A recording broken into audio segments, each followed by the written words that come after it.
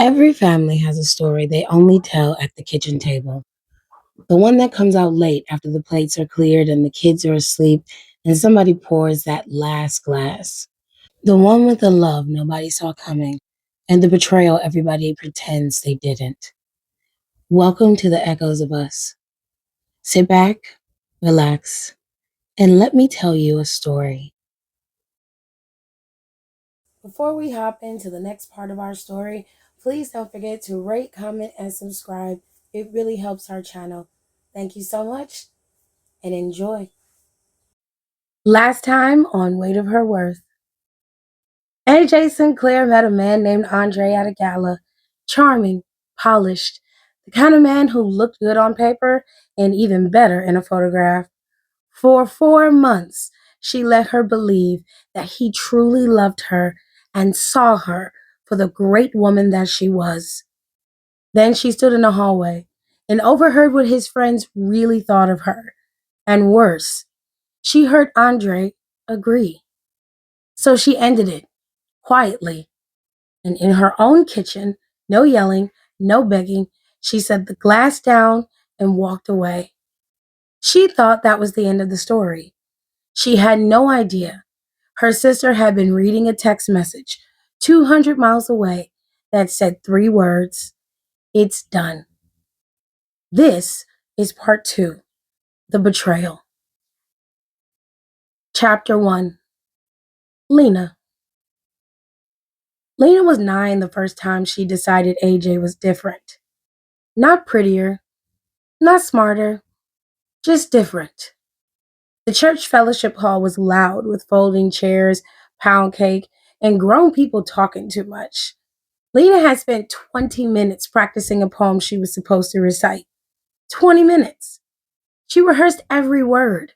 Then she got up in front of everybody and her stutter came back. 3 words in, the room waited. Lena wanted the floor to open and swallow her whole. Then AJ stood up, just stood up, walked over, put her hand on her shoulder, and waited.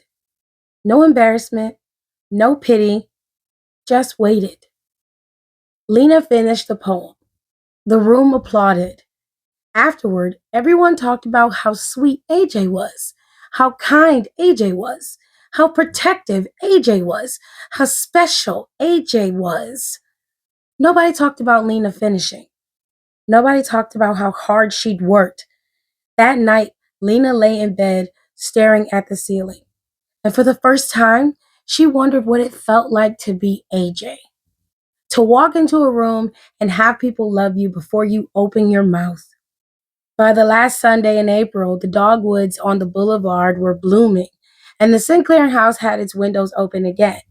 And Vivian Sinclair had decided without telling anybody that this was going to be the dinner where the family started putting itself back together. She had a plan.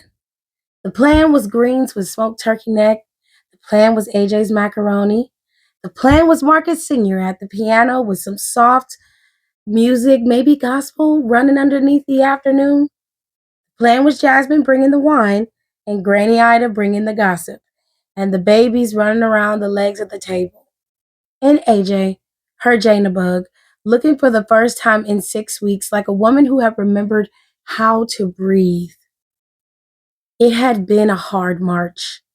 After the Andre business, Vivian still wouldn't call it anything else other than the Andre business. The way Black women call difficult things by their lightest names. AJ had gone quiet in the only way AJ went quiet. Not withdrawn, not bitter, not making it anyone's problem, just still. She had come to Sunday dinner the next weekend with a casserole dish and a smile, and a chapter book for Charlie. And when Vivian tried to ask if she wanted to talk, AJ kissed her mother on the forehead and said, "Mama, I'm okay. I really am. I just made a wrong call. People do that." That was AJ. That had always been AJ. Even at 9 years old, when a boy at her elementary school had called her fat girl on the playground, she hadn't gone home and cried. She went home and asked her father what gracious composure meant because she had read it in a book. And Marcus Sr. had laughed for a solid minute, and then explained it, and then made her a grilled cheese. She had grown up into exactly the kind of woman she wanted to be: gracious, composure, brutal underneath if you earned it, soft on top if you deserved it. That Sunday, in April, she had earned her own softness back. By 2:30, the house was full. Marcus Jr. and Simone came in with the kids, Jay already on her phone, Trey in a tiny pair of overalls that Vivian could not stop kissing. Devin and Keita next, baby Imani in the sling against Keita's chest, Devin holding a bottle of bourbon for his father that the men would forget about until midnight. Jasmine third, 3 minutes late, hair fresh, two bottles of wine in her arms, and Granny Ida had been there since one in her good earrings, supervising. And AJ. AJ came through the door with Charlie attached to her hip and a foil pan of macaroni in her free hand. And Vivian saw her daughter's face and felt for the first time in 6 weeks that loosening of something she had been holding in her chest since the gala night. There she is, Vivian said. Bug. Hey, Mama. You look good, baby. I feel good.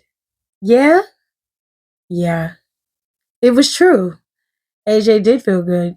She had eaten a real breakfast. She had gone for a walk along the lake in the morning. She texted Camille a meme about the weather. She had not for a full 48 hours thought about Andre Mitchell, and the not thinking had begun finally to feel less like a discipline and more like a fact. The doorbell rang at 3:15. Everybody looked up. Everybody is already there. Vivian frowned. Who was that? Maybe a delivery? Were you expecting flowers? On a Sunday? Marcus Sr. already standing up from the piano. I got it. He didn't get it. Vivian got there first, smoothing her apron. And AJ, who had been arranging the rolls on a platter, heard her mother open a door and heard her mother's voice change, and that was the first sign. Vivian's voice in the foyer said, Oh, just, oh. Not, oh, hi, baby, or, oh, come on in, or, oh, let me take your coat. Just, oh. AJ set the rolls down. Mama, Daddy, Lena's voice said, bright and trembling at the edges. I brought somebody. I should have called. Well, we wanted to come together. And then Lena walked into the dining room, and Andre Mitchell walked in behind her. He had on a charcoal suit and an expression that was trying to be a smile and trying to be apologetic and trying to be confident. And what it ended up being was the face of a man who had practiced his moment in a mirror and had forgotten his lines. Lena had her arm hooked at his elbow. The room, the whole Sinclair house, fell. Charlie's fork hit her plate. Jay looked up from her phone for the first time in an hour, and she went very still. Trey, 3 years old, said, Mama Jay? In a small voice from the floor. Marcus Jr.'s jaw set so visible that Simone reached out and put her hand on his forearm without looking at him. Jasmine stood up, just stood up, slowly, out of her chair, 2 empty seats away, said nothing, looked at Lena like Lena was a stranger, and a stranger she did not like. Devin made a sound that wasn't quite a word, and Keita's hand automatically went to Imani's back.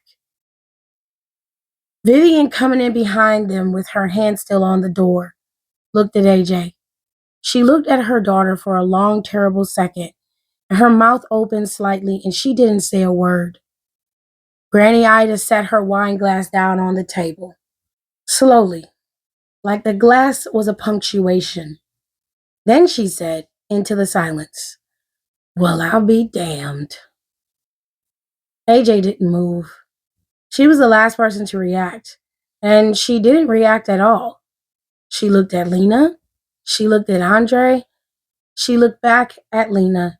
Then she sat back down at the table, the rolls forgotten, her hands folded in her lap, and she watched her sister. Lena lifted her chin. We've been seeing each other, Lena said, for a while. We didn't plan this. We didn't want this. But it's real and it's serious.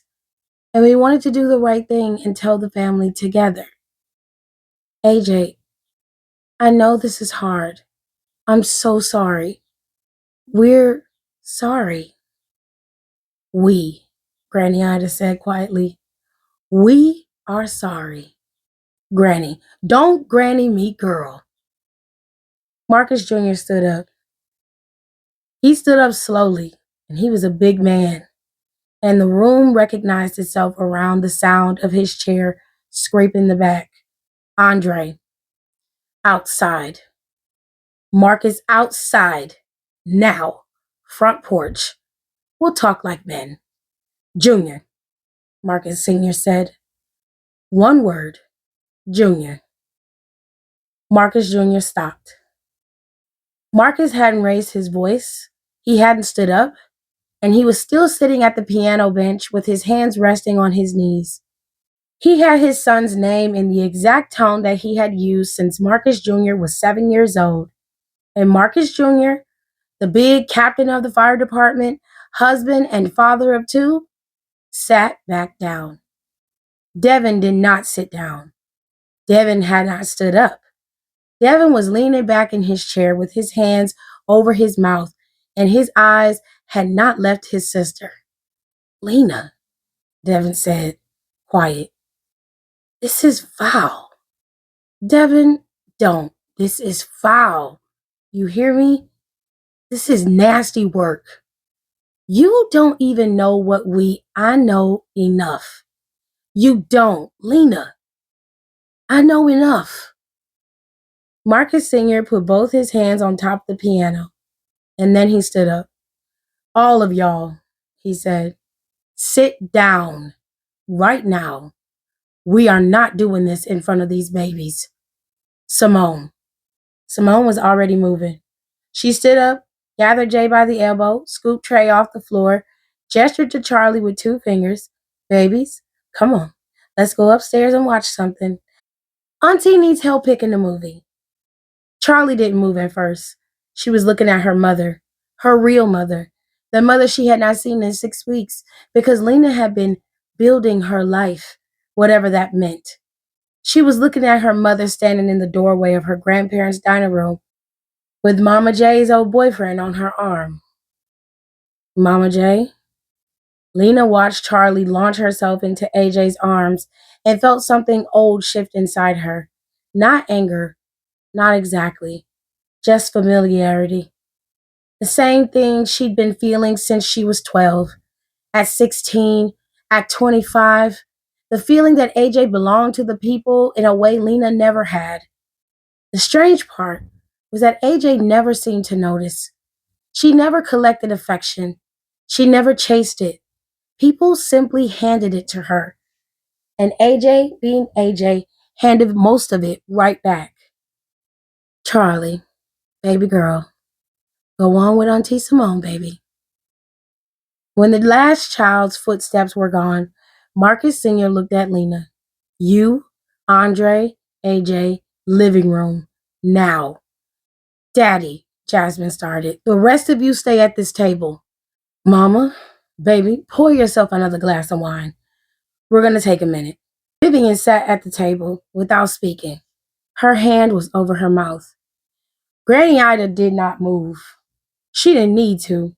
She watched her son lead his three children, because Andre Mitchell did not count as company anymore, into the front living room. The living room had the upright piano and the good couch and a small fireplace nobody used. Marcus closed the pocket doors behind him. He did not sit down, and neither did anyone else. He looked at his oldest daughter first. Then he looked at Lena. Lena, talk. Lena took a breath. Daddy, I know how this looks. I know what you're thinking. I know what the whole house is thinking right now. But Andre and I, what we have is real. We didn't go looking for this. It happened slowly. We we tried to fight it. He tried to make it work with AJ. I tried to stay out of it. But there's something between us, and we can't keep pretending that there isn't. We made the decision to be honest with the family rather than hide it. And we thought we thought it was the more respectful thing. Respectful. Yes, Daddy. How long? What? How long has what we have been a thing? Lena hesitated. Be careful, baby girl. About 6 months. Andre flinched. The flinch was visible. It was small, but AJ, who had been watching Andre's face the entire time, not Lena's, saw it land. 6 months, which meant the affair had been going on for almost the entire time he had been pursuing her. The whole time he had been flying to Cleveland. The whole time he had been sitting at the piano with her father. 6 months of his life had been a parallel structure. She had been the front of it. AJ closed her eyes for a single beat. When she opened them, she was still calm. Andre, Marcus Sr. said, your turn. Andre cleared his throat. Mr. Sinclair, sir, I want to start by saying I have nothing but respect for this family, and I have nothing but respect for AJ. What I had with AJ was real. It was. I cared about her a great deal. I still do in my own way. I never set out to hurt her. I never set out to hurt anyone. But what I have with Lena is different. It's a different kind of love, and I'm not going anywhere. I'm here. I want to do this the right way. I want to be part of this family, even if that's hard for some people right now. And I understand it'll be awkward, but I am committed to Lena, and I'm hoping that in time, the family can find a path forward. A path forward. He said a path forward, and AJ thought almost clinically. He prepared this speech in a hotel in Atlanta. Marcus Sr. didn't say anything. He looked at Andre for a long time, and Andre held his look for as long as he can, and then 3 seconds, 4, and then he looked at the floor. Then Marcus Sr. finally turned to his daughter, AJ. AJ, baby, you don't have to say anything, but the floor is yours if you want it. AJ said nothing for a moment. Then she did the thing the family would talk about for the rest of their lives. She did not cry. She did not raise her voice. She did not look at Andre when she spoke. She looked the whole time at her sister. I don't have anything left to feel about this. AJ, Andre, please don't speak. Lena.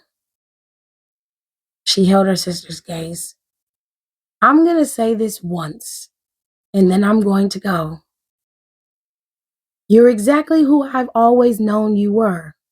I was just hoping I was wrong. For 39 years, I have made room at every table I have ever sat at for the possibility that you might surprise me. You never have. I want you to understand that what's breaking in me right now is not about Andre.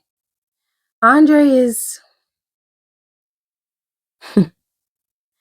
Andre is a man I dated for 5 months. I'm not going to grieve a man I dated for 5 months. What's breaking is you. The fact that you have been in my mother's house, that you have eaten my mother's food, that you have hugged my niece, your daughter, Lena, that you have hugged her while you were sleeping with the man your sister was building something with, that you came in here on his arm today like you were doing me a favor, by being honest. I will not forget what your face looked like in this doorway. I'm going to carry that to my grave. Lena's mouth opened. Lena's mouth closed. Andre, AJ continued, you are not who I thought you were. That's on me. I was a 39-year-old woman who let a charming man at a gala convince her that someone could love her without ever having to meet her. That's mine to carry. You don't owe me anything except the courtesy of staying out of my way for the rest of my life, and I trust that you'll manage that. AJ, Daddy. Daddy, I love you. Mama, I love you. And tell her I love her. Granny. Y'all tell Granny I love her. Marcus, Devin, Jasmine, tell them I'll see them this week. Charlie is going to come home with me tonight. I'm going to go upstairs and get her. And Lena, if you say one word to her on her way out, I will lose every bit of the composure I am holding together right now. And you do not want to find out what that looks like. Do whatever you feel is right with your life. Marry him. Build whatever you're going to build. I'm not going to fight you for him. And I'm not going to fight you for this family. I'm just not going to be around either of you today. Not for a while. Maybe not ever. And Daddy, she turned to him finally, softened her voice for one more word. Please remember that I love you. She kissed her father on the forehead, and she walked out of the living room. She went upstairs, got Charlie's coat, her overnight bag, and the bag Vivian kept packed for Charlie because Charlie slept over at her grandparents' as often as she slept at AJ's. And she came back down with her niece's hand in hers. She walked through the dining room without looking at Lena. She kissed her mother on the cheek. She kissed Granny Ida on the cheek. Granny Ida grabbed her wrist on the way past. Baby, Granny said. Granny, you stand. I'm standing. You stand all the way up. You hear me? I hear you, Granny. Granny squeezed her wrist once hard and let go. AJ took Charlie out the front door. She put her in the booster seat in the back of her Lexus. She drove home with NPR low and her hand on Charlie's knee. She didn't cry. She wouldn't cry. She would not, in fact, cry for another 3 weeks. And when she finally did, it would be alone, at 3 a.m, in her own bathtub, with the water running so Charlie could not hear. Behind her, in the house she had grown up in, her father had returned to the dining room and stood at the head of his own table and looked at Lena and said very quietly 2 sentences. I think y'all should leave now. Tonight is over. Chapter 2. The Aftermath. The week after the dinner, Camille came over. She brought wine and Thai food and a pair of slippers from her latest brand collab, and she sat on AJ's couch and didn't ask any questions. And she didn't say, I told you so, though she would have been allowed to. And instead, she asked AJ if she wanted to talk about a Beyonce album for an hour. And that's what they did. Talked about Beyonce for an hour. AJ ate spring rolls and Camille left around 11. Darius came over Monday morning at 7. He had a duffel bag and a face.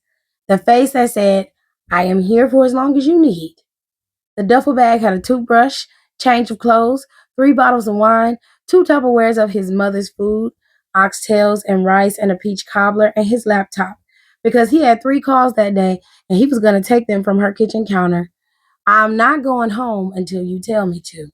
Darius. Don't Darius me. My mother said, tell my baby I'm bringing her food next week. And you and I both know, if my mother shows up here, you are going to cry. And you are not ready to cry. So I'm here. Put me on the couch or don't. Just go put on something comfortable. She put on something comfortable. He took his calls from her kitchen with his AirPods in, switching between his client voice and his AJ voice without missing a beat. He cooked her dinner Monday. He cooked her dinner Tuesday. He stayed 3 nights. He did not, in those 3 nights, say Lena's name a single time. He did on the second night look up from his bowl of his mother's oxtails and say very quietly, I want you to know that if you want me to fight your sister, I will fight your sister. I am a 41-year-old grown man with a salary and creative director title, and I will throw all of it away to fight your sister. I will go to her job. I will go to her house. I will set up a folding table outside her gym. You say the word, and I got you. I don't want you to fight her, okay? I want her to live the life she's about to live. He nodded slowly, and he went back to his oxtails. Lord, he said to the bowl, that's worse than fighting. Tony didn't come over. Tony called. Tony called on Wednesday at lunch and didn't say hello. She said, AJ, listen to me. You don't owe that man a single thought. You don't owe your sister a single thought. You don't owe the family who let them sit at the table the easy version of yourself either. You give yourself permission to be small and mean and tired until you're not anymore. You hear me? I hear you. You eat? I ate. What? A sandwich? Oh my God.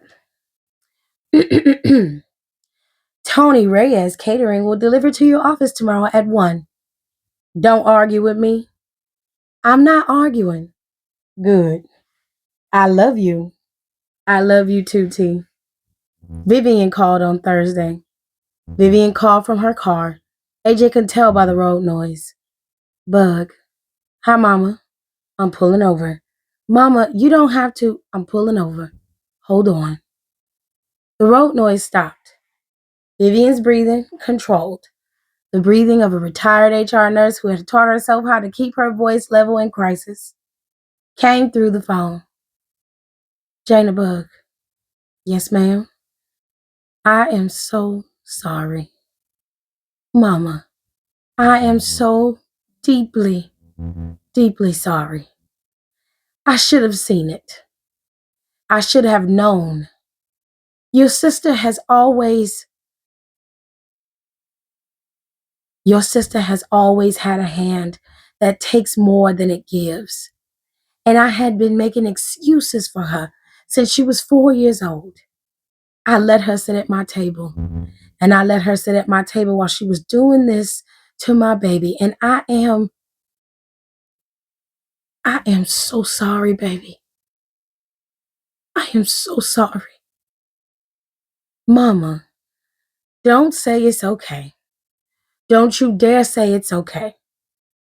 Your father and I, we're going to get this house back to itself. Whatever it looks like, whatever you need.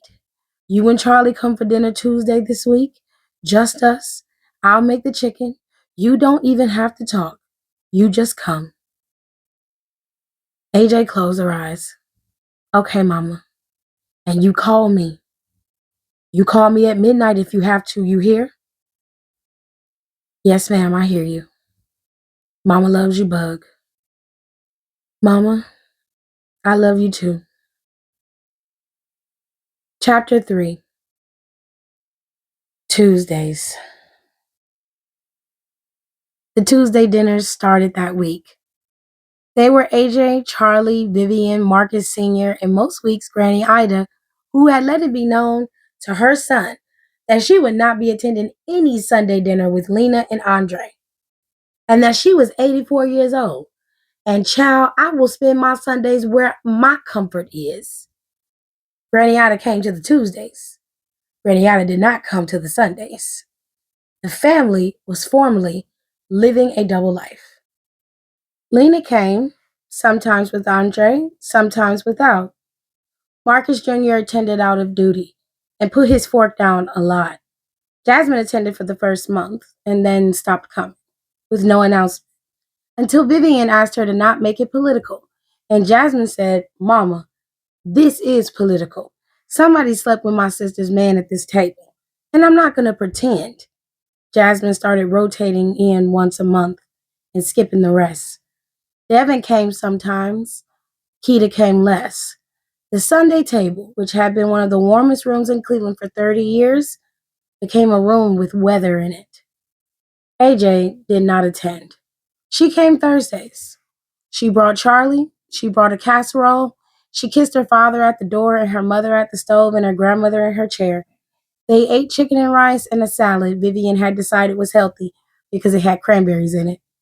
They watched whatever Granny Ida wanted to watch on television, which was usually a game show or a cooking competition. They went home at 9. Charlie stayed with AJ on weekends. Charlie stayed with AJ on Wednesdays. Charlie stayed with AJ on Sundays, deliberately on Sundays, because AJ has set up an unspoken agreement with her mother that Lena would not see her daughter on the days Lena was eating Lena's cake. Lena did not fight it. Lena was busy. 3 weeks into June, Devin came to AJ's apartment. She had been waiting for him. She had not been waiting on a specific Tuesday, but she had been waiting the way an older sister waits, knowing a younger brother is going to show up at the door eventually, knowing the only question is, what time? He showed up at 10:15 on a Tuesday night. He had Keita with him. That was the first surprise. The second surprise was that Keita was holding Imani, wide awake, at 10:15 at night, in pajamas, on Keita's shoulder. Can we come in? You can come in. They came in. Keita took the armchair. Devin took the couch. AJ sat in the kitchen chair and she had pulled out and turned around backwards so that the back of it was against her chest. She poured them each some water. Imani was awake but quiet, watching her aunt's face with curiosity. I came to tell you something, Devin said. Okay. I went to brunch Sunday. Oh, Lena invited us. Keita didn't want to go. I made her go because I wanted to see him. I wanted to look at him in the daylight. I wanted to see what I'd been missing, looking across my mama's table for 6 months. AJ said nothing. And AJ, I watched him. I watched him with Lena. I watched the way he holds the chair out for her, the way he smiles at her with his teeth and not his eyes. I watched him kiss her on the forehead like it was a magazine ad. And I'm going to tell you something. I've been around men. I've been around men like that man my whole career. He's not in love with Lena. He's in love with the way she looks to a room. That's a different thing. And I sat there at brunch. I watched him. And I looked at Keita next to me, holding our daughter. And I thought, I am 2 bad nights away from being Andre Mitchell. Keita's mouth pressed into a line. She was looking at the floor. I'm not going to be him, AJ. Devin, I'm not. I told Rose this morning clean. I told her I was going to be the best father I could be to my daughter. And I was not going to be anywhere near her in a romantic way for the rest of my life. I told Keita everything. Everything. The whole sheet. She didn't leave. I don't know why she didn't leave, but she didn't leave. He's a damn fool, Keita said softly to her daughter. But he's my damn fool. Devin laughed wetly. He laughed, and the laugh became something else, and he put his hand over his face. AJ got out of her chair, came and sat next to him on the couch. She put her arm around her brother. She kissed the top of his forehead. Her head used to be the height of his when they were children, and now her head was lower, and all she could think was that time is the strangest thing. And she said, "You're a good man, Devin. You weren't for a while, but you're going to be." AJ, hush. Imani sat across the room in her mother's lap and watched them, deep-eyed and quiet. When Devin and Keita left at midnight, AJ stood in her doorway and watched them down the hall to the elevator. And Devin's hand was on the small of Keita's back. His hand was the right amount of tight. She closed the door. She leaned against it, and she breathed. She thought, for the first time in 2 months, finally. Chapter 3. Tuesdays. Work in those months was the place AJ went to feel like the parts of her life she had built with her own hands were still hers. Marisol had given her the Sherwin-Williams retention strategy back in May. She closed the first phase by July with 2 weeks to spare. She gave a presentation to leadership at the end of June that earned her a standing ovation in a room of 19 people, 3 of whom sat on the partner committee. Aisha, the newer hire AJ had taken under her wing, sat in the back row and watched her work and texted her afterward, "I want to be like you when I grow up."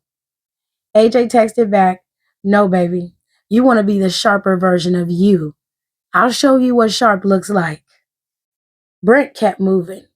Brent was always moving. He kept finding reasons to be in meetings he had not been invited to. He kept sending out internal emails that subtly attached his name to projects he had touched for maybe an afternoon. He had taken to using the word we in front of partners in a voice loud enough that everybody had to ask which we he meant. AJ noticed. She kept her head down. She kept her drafts off the shared drive, her files in a folder Marisol had told her to make, her receipts in date order. Do not give him your work. Marisol had said that in March, and she kept her word. Priya, who saw everything from the next desk over, said one Tuesday at lunch in the office cafe, "Girl, he's going to trip himself." "I know. You know what you're doing." "I know exactly what I'm doing." "Mm-hmm." Priya stabbed her salad. "I love this for me." Summer in Cleveland came in slowly that year and then arrived all at once. June was cold. July was the kind of hot that made the lake throw thunderstorms at the city every afternoon. August. August was perfect. Chapter 4. Carter and Daughter. It was August when AJ walked into the bookstore for the first time. She had been at her parents' house that morning for a Saturday lunch, a new ritual, Saturday lunch with her parents, just to extend the Tuesday window without crowding the Sunday, and she had dropped Charlie off at a friend's birthday party afterward. And she had 3 free hours on a Saturday afternoon for the first time she could remember. The day was warm and the sky was blue. She didn't feel like going home, so she drove the long way back through the old neighborhoods, parking on a quiet shopping street she'd liked because of the slow Saturday street life. Antique shops, a tea place, a vintage clothing boutique, a mannequin in the window wearing a hat. She got out of her car and she walked. 3 doors down, she stopped at a storefront she had never noticed before. The sign above the door said, "Carter and Daughter, Books." Below that, smaller, in hand-painted letters on the glass, "Coffee, Conversation, the Good Kind of Trouble." She pushed the door open, and a small bell jingled overhead. The inside of the store smelled like coffee and old paper and something else. Beeswax, maybe? On the wood shelves. The light was warm. There were 2 big armchairs near the front window, with a chess set on a table between them. A long counter ran along the left wall, with a small espresso machine and a glass case of pastries. The shelves were tall and unhurried. The black authors got the front of the store: Baldwin, Morrison, Hurston, Wilkerson, Coates, Ward, Lamon, Cole. The whole table just of poetry. The whole wall just of kids' books. There was no one at the counter, and a voice from somewhere in the back said, "Be right up." AJ wandered toward the kids section. Charlie was 8. Charlie read at an 8th grade level and pretended she didn't. Charlie had a complicated relationship with being smart.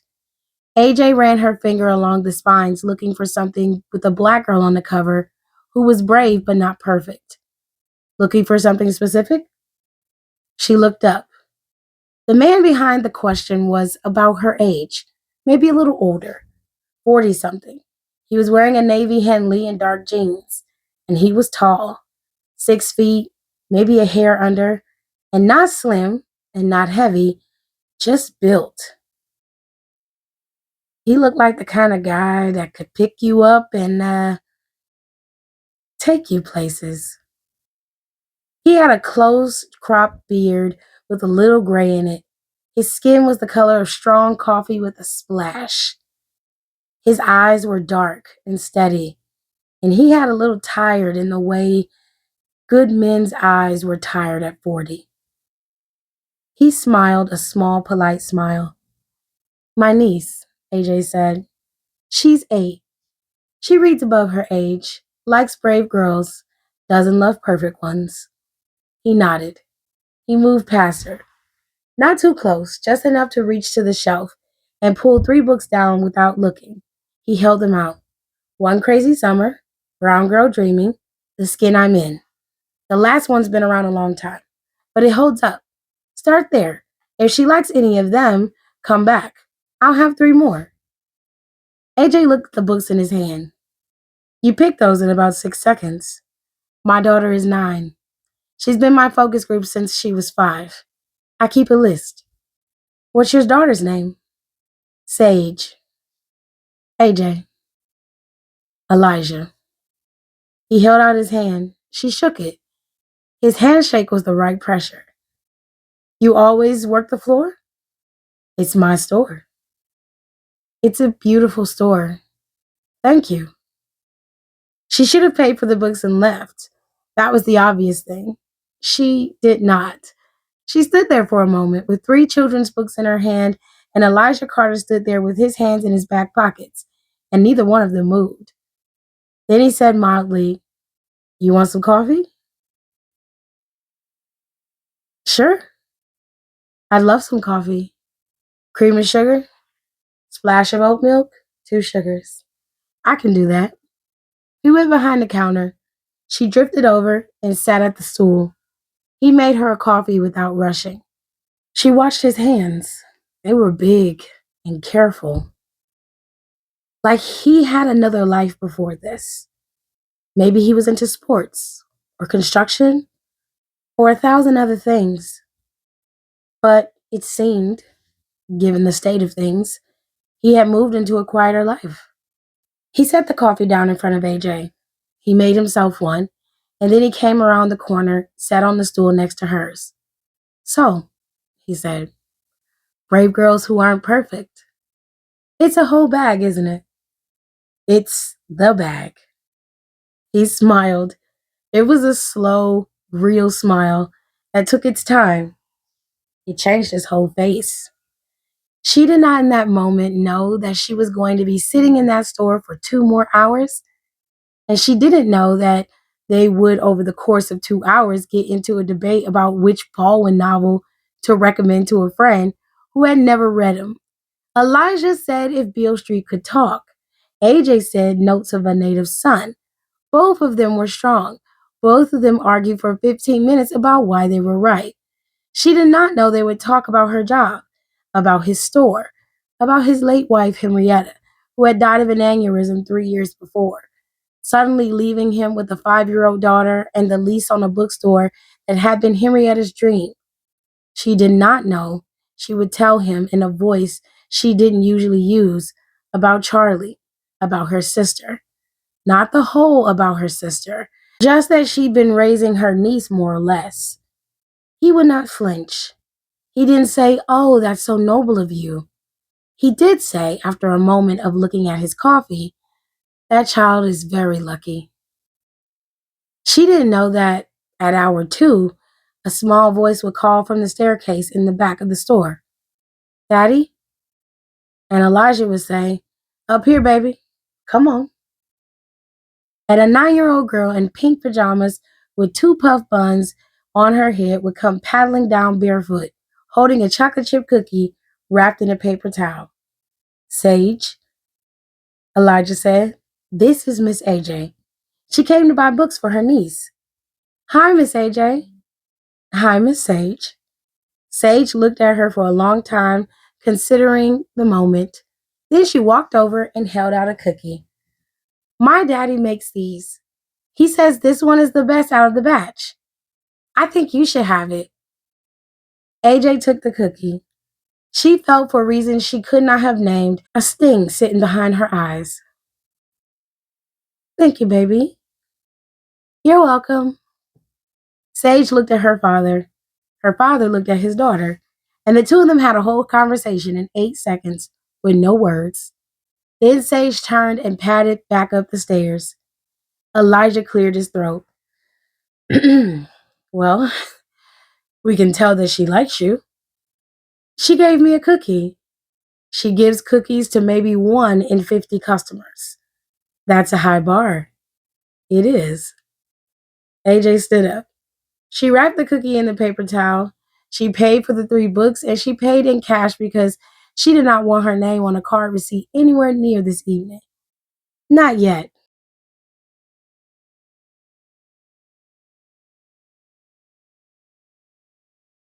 Elijah walked her to the door.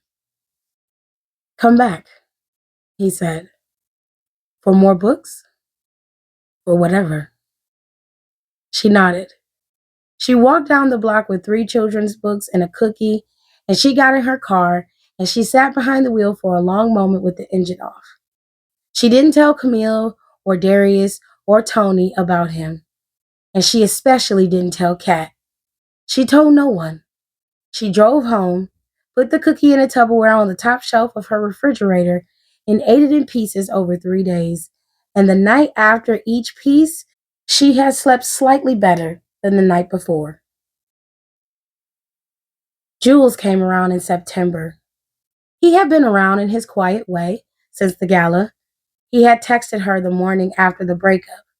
I heard, and I'm sorry. I'm here if you want me. He texted again 2 weeks later, just checking on you. He had not pushed. He had brought dinner over once in July, soup and bread, and he had stayed for an hour and a half, and they had sat on her balcony and watched the bridge lights come on over the river. He hadn't not one single thing to say about Andre, or Lena, or the gala, or the future. He asked her about Charlie. He asked her about her mother.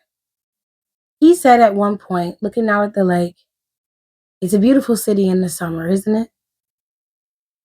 It really is. People sleep on it. They do. That had been the whole conversation. In September, he texted, Theater downtown has a new play. You want to go? She went. He picked her up. He had on a soft gray sweater. He paid for parking. He sat next to her in the dark and laughed at the same line she laughed at. He bought her a glass of wine at intermission. He drove her home.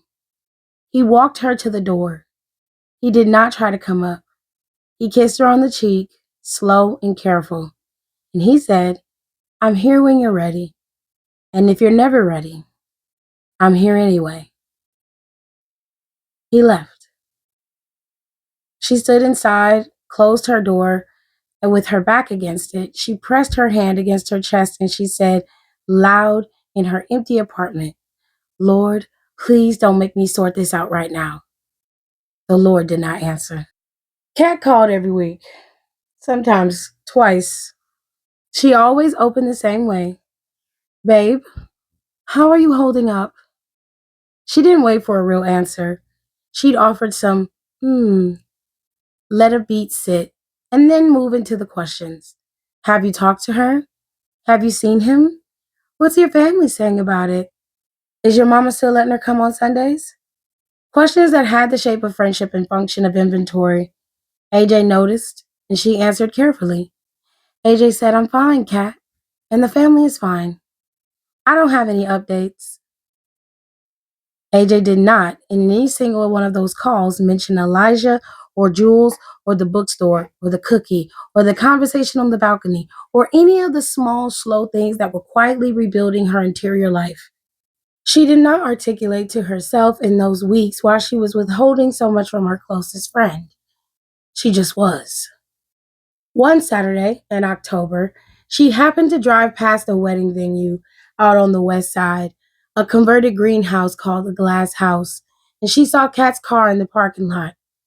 She would have thought nothing of it, except 2 days earlier, Kat had texted, "Can't get together this Saturday, babe. I'm swamped with work. Taking my mom to brunch." Heart emoji. AJ drove past. She did not turn around. She did not text Kat. She just filed it. Chapter 5. The Ask. Brent made his move in February. He stood up in a leadership meeting AJ was not in. She had been on the phone with a client when it started, and he walked the partners through what he called his thinking on the next phase of the Sherwin-Williams account. He had a deck. The deck had her name on it nowhere. He used the framework she had built, the language she had drafted, the recommendations she had spent 3 months stress testing. He attributed the work to team effort and named himself as the lead. Priya was in the room. Priya texted AJ in real time. AJ, he's doing it. He's doing it right now.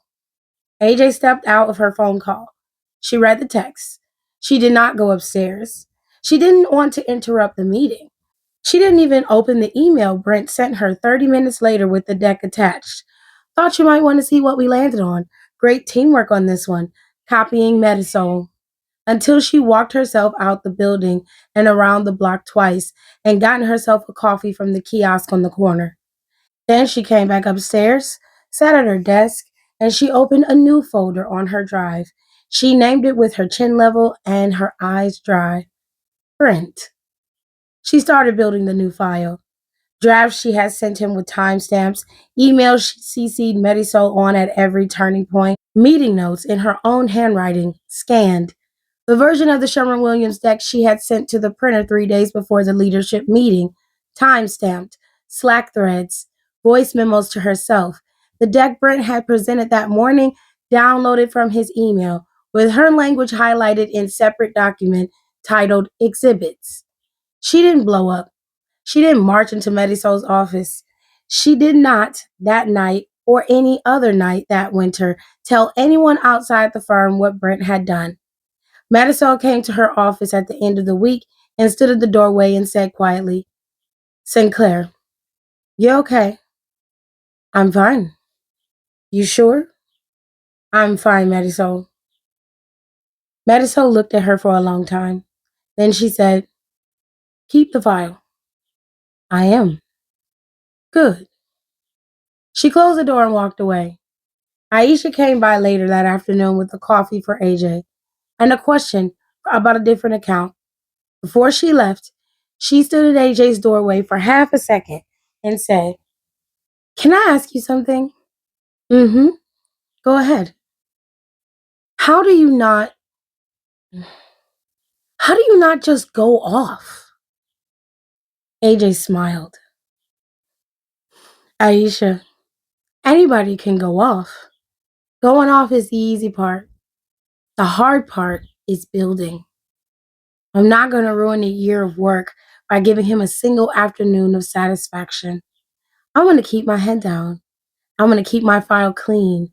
And when the moment comes, and it will come, I'm not going to fight him. I'm going to hand somebody a document, and then I'm going to keep walking." Aisha stood there a long moment.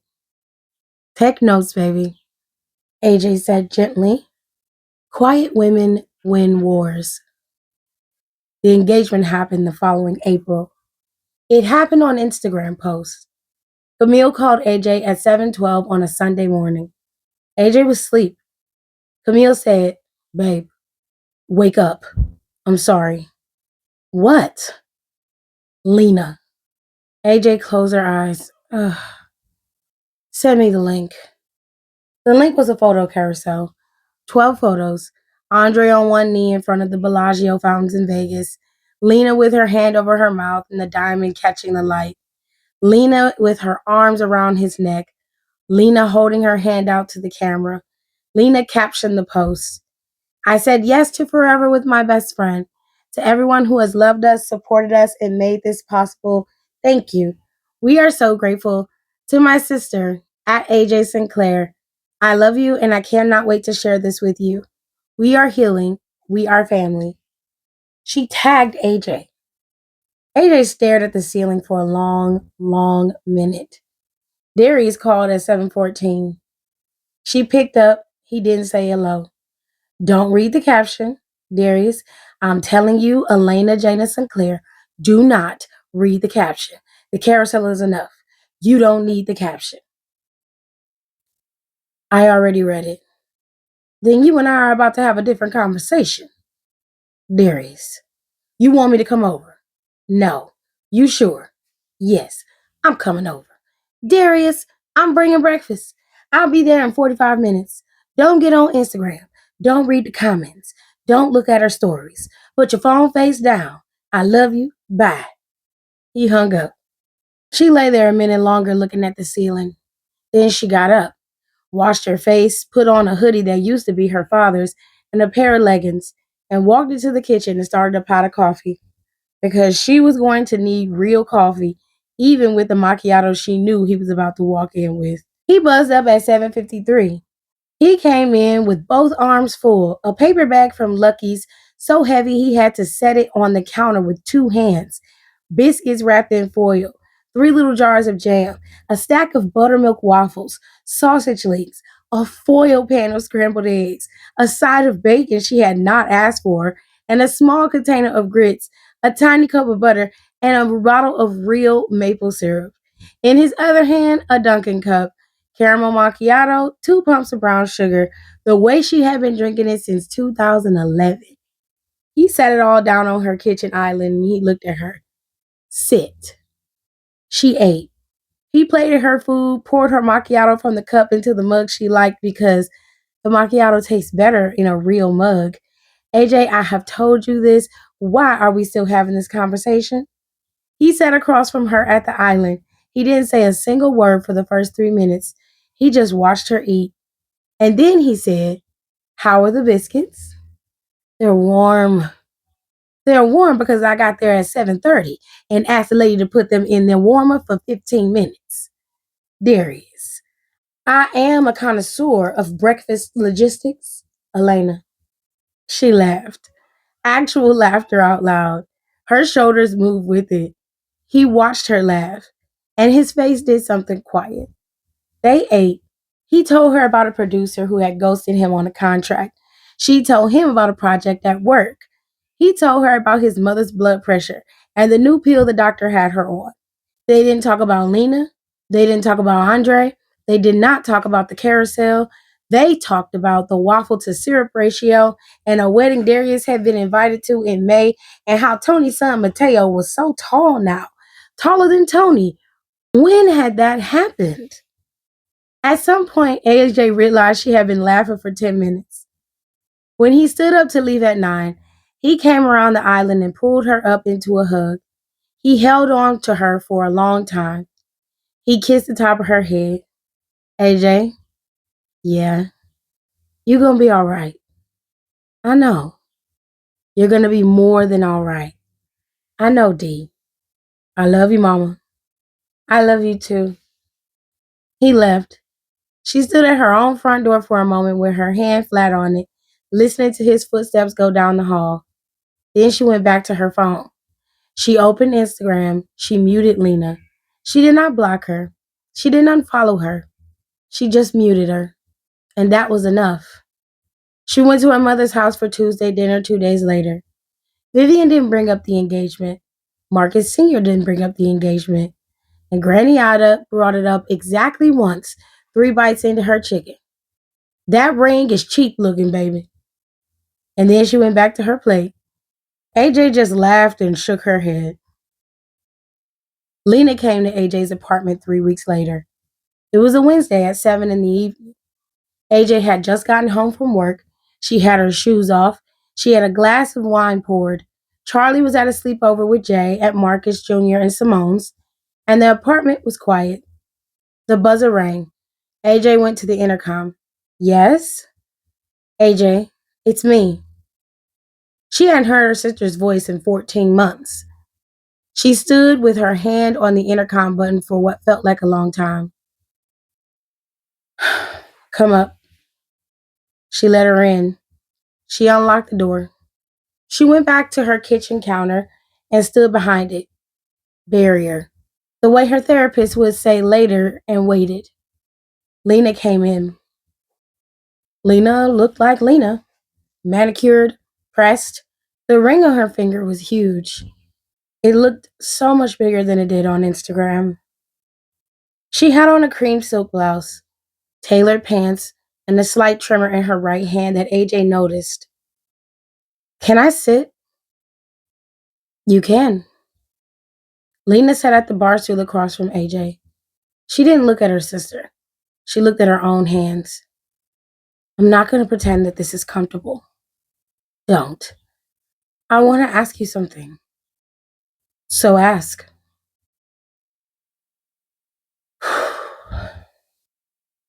I want you to be in the wedding. I want you to be a bridesmaid. I'd like your help planning. Some of the planning, the parts you'd be good at, the catering, the venue. I, Mama wants the family to be whole. Daddy wants the family to be whole. Charlie's going to be the flower girl, whether we like each other or not. I want my sister back, AJ. I want to bury this. I want to start fresh. I'm not going to ask you to forgive me. I'm just asking you to stand up there. AJ took a long breath. She looked at her sister. She thought very precisely of 17 separate reasons to say no. She thought of Granny Ida's face. She thought of Charlie's fork hitting the table. She thought of the bookstore and the cookie and the man who had said that child is lucky. She said, no. AJ, no, Lena. Please, no. Lena nodded. Her eyes were wet. She got off the stool. She walked toward the door. The buzzer rang. It was Charlie, back early from the sleepover because she had felt sick to her stomach. Simone had texted, and AJ hadn't seen the text. AJ buzzed her up. Lena froze at the door. Charlie came in. Charlie stopped in the doorway when she saw her mother. Hi, Charlie. Hi, Mommy. How are you, baby? I'm okay. There was a pause that lasted a small forever. Then Charlie turned to AJ. Mama J, is Mommy okay? AJ said gently, your mom came to ask me something. What? To be in her wedding. Charlie looked at her mother, and then she looked at her aunt. Mama J, she said, very small. Can you say yes? Charlie, honey, can you say yes? Please? I just want my mom to be okay. I want everybody to be okay. I want us all to be a family again. AJ closed her eyes. The thing about an 8-year-old asking you to do a hard thing was the 8-year-old did not yet know what hard things cost. The 8-year-old just knew the world had been broken for over a year and that it was within someone's power to start putting it back together. AJ opened her eyes. Charlie, baby, go put on your pajamas. I'll come tuck you in a minute. Charlie went. Lena was crying quietly by the door. She didn't move toward her daughter. AJ said, get out, Lena. I'll call you tomorrow. Lena left. AJ stood in her kitchen for a long minute, with her hand on the counter. She picked up her phone and she called Darius. He answered on the second ring. Mama? Darius. What? She told him. In 12 sentences, with no air between them. He didn't interrupt. But when she was done, there was a long silence on his end of the line. AJ, I know you're gonna do it, aren't you? For my mama, for your mama, for Charlie. He exhaled. She could hear him sitting down somewhere. Then I tell you what's gonna happen. Where you go, I go. Every dress fitting, every bridal shower, every brunch, every venue tour, every spa day she pretends she's inviting you to, I will be a +1, a +2, a +3. I will be everywhere I was not invited. I will be in every single photograph. I will buy a tuxedo I cannot afford. And I will be a witness to every disrespectful thing that woman tries to do to my best friend in real time with a phone in my hand, taking notes. Darius, don't Darius me. My mother said I raised that girl too. And you're not walking into this alone, not for 1 minute. You hear me? I hear you. I love you, Mama. I love you too. She hung up. She closed her eyes. She felt for the first time since the doorbell had rung in her mother's house over a year ago the smallest crack of relief. Charlie came down the hall in her pajamas. Mama J, coming, baby. Vivian called the next morning at 8. AJ already knew. Bug, hi, Mama. She told me. Okay. I'm not I'm not asking you to forgive her, Jaina. Hear me. I am not asking you to forgive your sister. I haven't forgiven your sister. Your father hasn't forgiven your sister. Your grandmother for sure has not forgiven your sister. And quite frankly, I don't think she ever will. Mama, I'm asking you to do one thing for me, for Charlie, for your father, for this family. I have watched you carry yourself like a queen through the worst thing a sister can do to another sister. And I have been so proud of you. I cannot put it into words. I am asking you to put on a dress, stand in church, and let your mother see all 5 of her children in the same room one last time before I am too old to enjoy it. I am asking you to keep the peace. I am asking you because I cannot and because I think that you can. And I will spend every Tuesday for the rest of my life cooking you whatever you tell me to cook if you will give me this one thing. AJ sat in her car in the parking garage at work, held the phone against her ear, and didn't say anything for a full minute. She closed her eyes. She thought of her father. She thought about Granny Ida. She thought about Charlie in a small voice asking her, "Can you say yes?" She thought about the bookstore. She thought about Elijah and Sage giving her a cookie. She thought, finally, of the woman she had built herself into, years of daily acts of dignity, and she thought, I can carry this too. I can carry one more thing. She opened her eyes. Okay, Mama. Okay. Vivian made us out on the other end of the line. Mama, I'm gonna do it. I'm gonna stand at her wedding. I'm gonna help her with whatever pieces she asks me to. I'm not gonna make a scene. I am going to be the grace of this family at a wedding I should not be at all. And I want you to understand, Mama, I want you to hear me. I am doing it for you. I am not doing it for Lena. I will never do anything for Lena again. I'm doing it for you and Daddy and Charlie. That's the whole list. Bug, I love you, Mama. I love you too, baby. She hung up. She sat in her car, engine off, hands on the steering wheel. The fluorescent lights of the parking garage flickered overhead.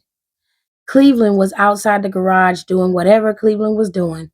May, late spring, the lake gone blue again, And Elena Sinclair was 40 years old now, the strongest woman she knew. She was attending a wedding she did not want to attend, and she had just agreed to walk back into the burning building.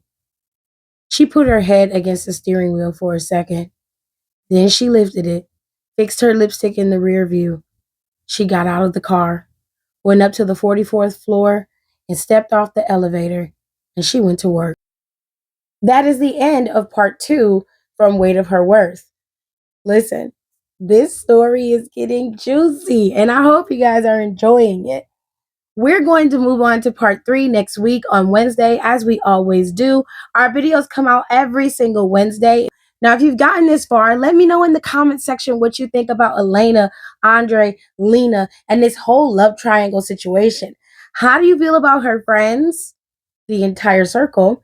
And how do you feel about Elena's family asking her to stand in her sister's wedding, and her sister literally is marrying a man she was attempting to build a life with? Couldn't be me, child. Could not be me. Don't forget to rate, comment, subscribe, and you'll continue to see all of my stories. So thank you so much for listening to Echoes of Us, and we'll see you guys next week. Bye.